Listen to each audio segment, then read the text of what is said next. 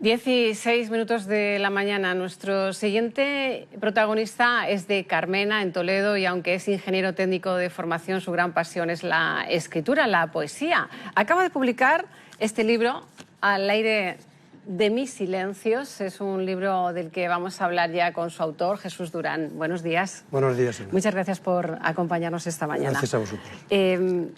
Este libro es una reivindicación de aquello que, digamos, que ya no existe en las ciudades, el silencio. Bueno, sí, es verdad que en las ciudades hay mucho ruido.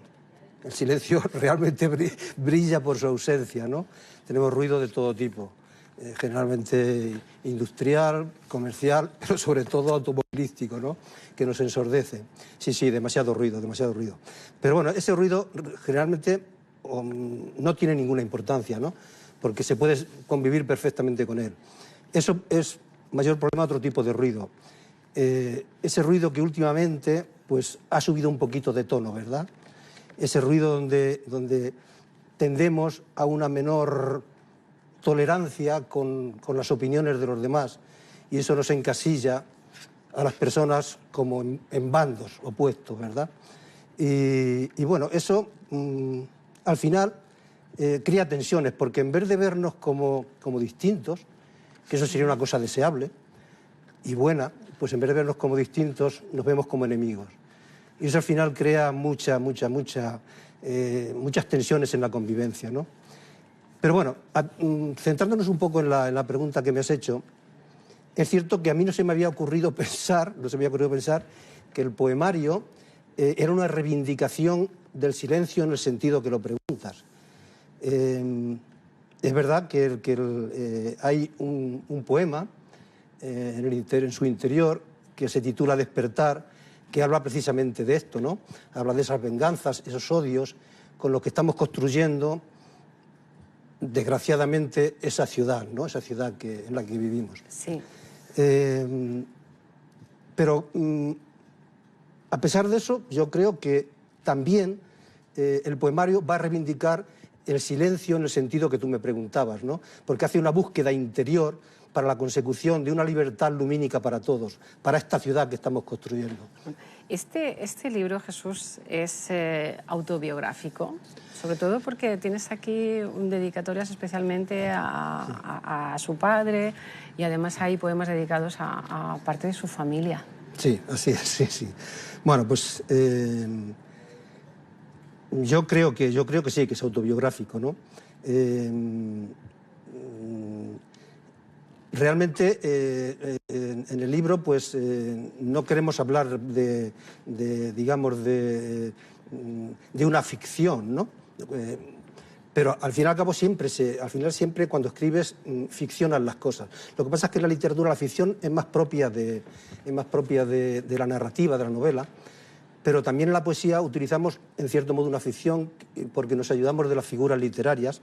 En ellas utilizamos las metáforas, las alegorías, el símil, y todo eso al final, pues lo que tratamos es pues, de anteponer, digamos, una ficción, una imagen frente a una realidad. O lo que hacemos con la hipérbole, por ejemplo, es exagerar. Todo eso al fin y al cabo es como una especie de ficción, ¿verdad? Pero desde luego lo que no puede haber en el poemario es el engaño, ¿no? Porque para mí lo que es importante es que en la poesía se hable de la verdad del poeta, ¿eh? Si realmente en la poesía no está la verdad del poeta, realmente no hay poesía. Puedes escribir con mucha omnisciencia, con mucha belleza, pero si escribes sin verdad, eso no es poesía, ¿no? Y bueno, realmente, desde ese punto de vista, pues sí, mi poemario es bastante autobiográfico, aunque me permita ciertos recursos o ciertas manipulaciones del lenguaje, pero siempre para transmitir la verdad. Claro, bueno, también digamos que te ocupas no solo de tu biografía, sino del mundo exterior, porque tienes poemas incluso dedicados a los refugiados. Sí. También sí. Realmente hablo de todo, digamos, del mundo interior y del mundo exterior, porque mis silencios son, bueno, ya lo he anticipado, mis silencios son como una especie de camino de ida y vuelta. A veces hacen la vuelta y van dirigidos hacia tu interior para digamos, para entrar en tu propia identidad, pero otras veces hacen el camino de ida y lo que buscan, digamos, es encontrarse, digamos, con una libertad luminosa, que esa sí que es para todos, por eso digamos, busca el interior y busca el interior. ¿Y qué papel tienen el paisaje y las personas en tu escritura? Bueno, yo no solamente en la escritura, de una manera global yo pienso que el paisaje y las personas van íntimamente ligados.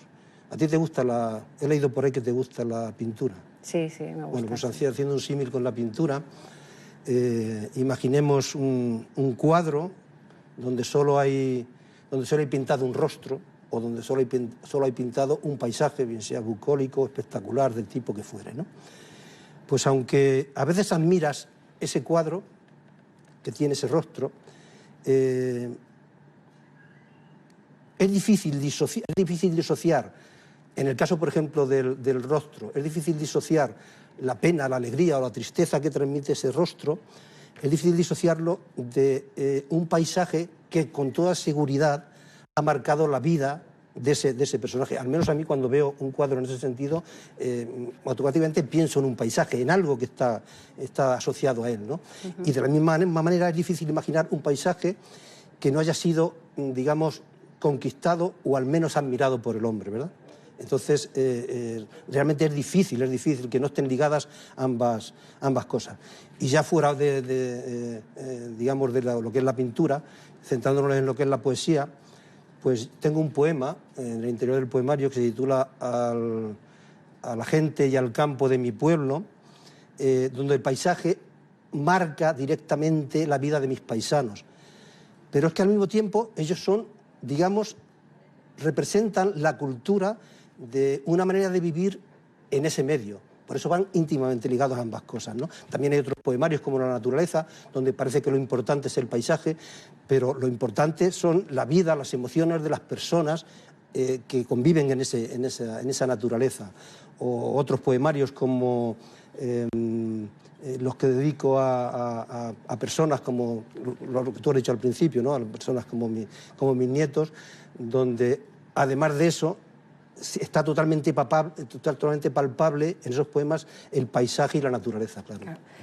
Jesús, ¿cómo llega a la poesía un ingeniero que trabaja en Iberdrola? Bueno, a mí no me parece tan difícil. Es verdad que por afinidad es más lógico que llegue a la literatura un filólogo que un ingeniero, ¿verdad?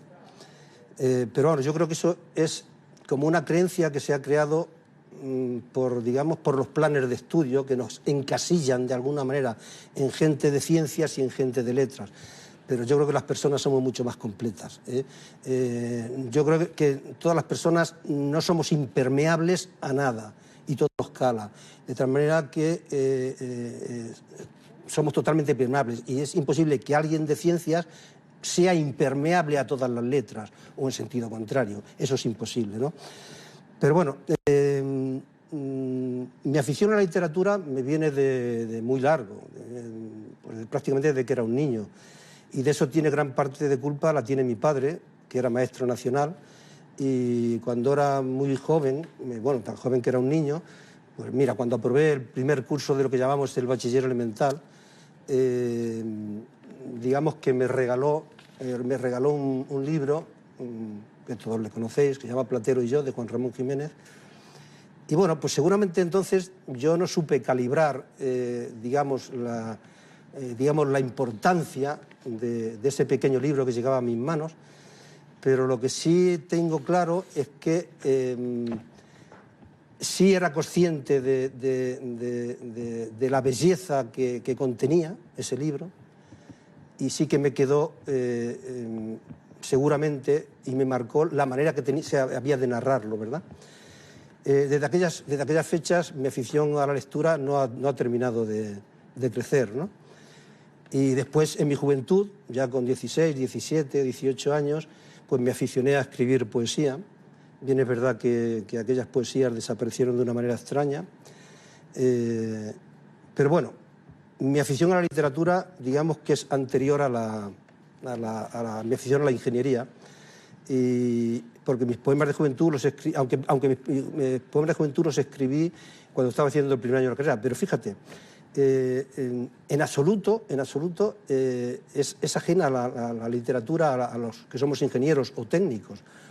Te voy a dar un dato que mucha gente no le conoce y se creen que la gente que está dedicada a la literatura son gente de letras.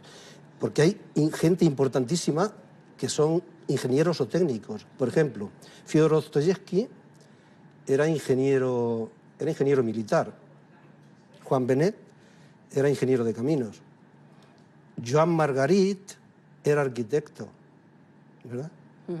¿Y cuáles son tus referentes, los autores que han ejercido, digamos, cierto magisterio o influencia en tu obra? Bueno, yo creo que en esto no voy a ser muy original. Yo creo que a todos nos pasa un poquito lo mismo, ¿no? Los clásicos son los clásicos y al final están ahí y terminas en ellos, ¿no? Si hacemos, por ejemplo, haciendo un recorrido histórico, no quiero decir que sean mis referentes, pero de alguna manera te van influyendo desde el principio.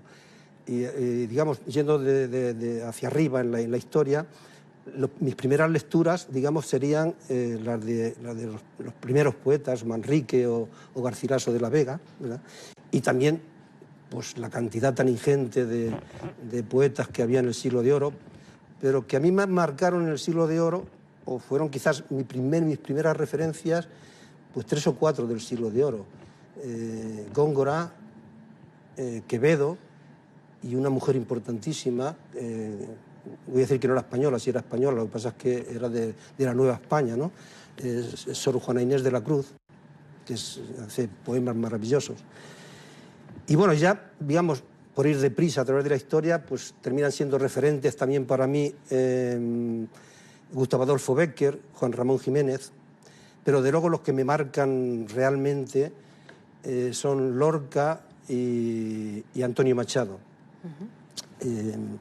Digamos esos sí que ejercen realmente un magisterio en mí porque es una lección, bueno, para mí son un continuo ir y venir y referenciarme en sus versos, porque es una lección de musicalidad, de belleza y de frescura, ¿no? Aunque digamos que Lorca en la etapa en la que se va a Estados Unidos, ahí ya sus poemas son bastante más densos, ¿no? Pero bueno, al final uno termina siendo de su tiempo. Y en los tiempos actuales, si nos referimos a las últimas décadas, empezando por la generación del 50, han sido muchísimos los que me han marcado, ¿no? Desde la generación del 50, que todavía queda alguno vivo, ¿no? Voy a decir algunos que me han marcado realmente de una manera importante. Eloy Sánchez Rosillo, pero sobre todo, que ya he hablado de él, Joan Margarit, me marca realmente. Y luego ya poetas más próximos a nosotros, que digamos que son relativamente jóvenes, no creo que andarán por los 50 años, hay dos que actualmente me marcan mucho, que son Antonio Lucas, que tiene la misma profesión, o ejerce la misma profesión que tú, y Raquel Lanceros, porque me aportan esa versión filosófica de la poesía, sin demerecer ni siquiera un ápice de la musicalidad, de la sensualidad y de la emocionalidad que contienen sus poemas. Jesús, has hecho algunos de tus poemas en canal YouTube y eso también te acerca a las nuevas tecnologías, claro, pero ¿tienes nuevos proyectos de escritura ahora? Sí, tengo nuevos proyectos, sí. Actualmente estoy escribiendo un poemario que trata de comprender el cómo y el porqué de la huella que deja el paso del tiempo. Espero que me quede bien. Al menos, por lo menos lo que te llevo hasta ahora me gusta bastante. Seguro que te va a quedar bien. Es verdad que es un poco distinto al poemario pero sí. Y bueno, tengo otro pequeño proyecto, lo tengo un poquito más atrasado, que es un libro de haikus, pero que quiero terminar de perfilar porque va a ir destinado a gente muy importante, va a ir destinado a los niños. Pues desde luego que son los más importantes. Sí. Muchísimas gracias, Jesús Durán, por traernos este libro Al aire de mis silencios. Un placer. Muchísimas gracias a ti, Ana. Vamos a seguir a las 10:21 de la mañana con más asuntos. La asociación AMUMA, de mujeres afectadas por cáncer de mama de Castilla-La Mancha, ha teñido de rosa varios árboles en